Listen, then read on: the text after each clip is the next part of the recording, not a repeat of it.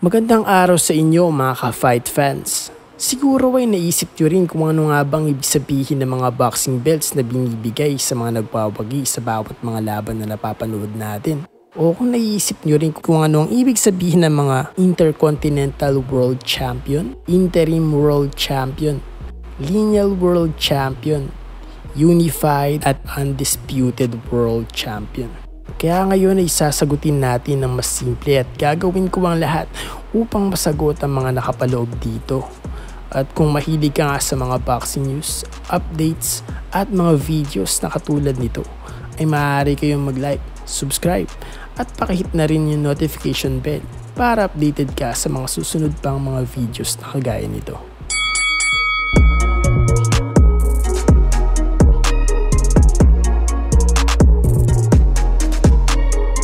Sa panahon nga ngayon ay nasa 4 belts era na tayo sa larangan ng boxing. At bago ka masabi na ikaw ay world champion, maaari nga ay meron kang belt na mula sa 4 na sanctioning bodies.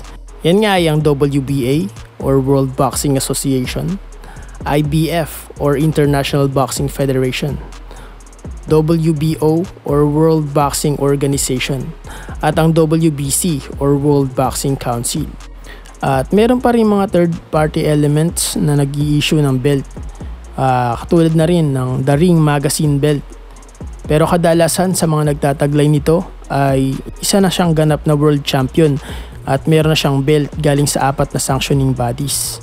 So in terms na world champion naman, ang mahalaga rito ay nagtataglay ka ng belt galing sa 4 na sanctioning bodies. So dadako naman tayo sa mga terms ng mga champion sa boxing.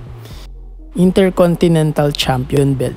So ito yung mga belt na ina-award sa mga boxingero at kadalasan dito ay mga stepping stone lamang upang mapatunayan na ikaw ay karapat-dapat sa isang dibisyon at ikaw ay karapat-dapat na makalahok at makakyat sa rankings. Interim World Champion Belt. Ito nga ay binibigay sa top contender ng isang dibisyon maliban sa original World Champion. Ito rin ay binibigay ng isang sanctioning bodies at isa rin sa nagpapalito sa larangan ng boxing. Pero sila ang world champion na next in line kung sakaling bigong madepensahan ng acting world champion kanyang belt. Maaaring dahil sa injury, mahabang layoff, at iba pang reason upang di makalaban at madepensahan ang kanyang kampyonato. At nandun na nga ang role ng interim world champion or pansamantalang kampiyon. Lineal World Champion. So ito nga yung world champion na tumalo sa dating lineal champion. Nakakalito man pero gawin na lang natin halimbawa si Vladimir Klitschko.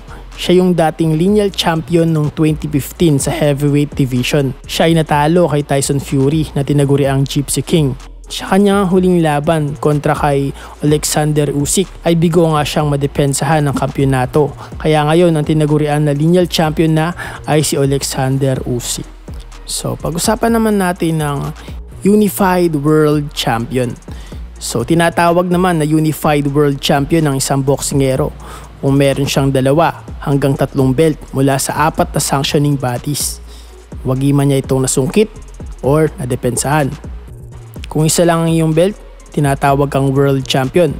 Kung 2 or 3, ikaw ay tinaguri ang Unified World Champion.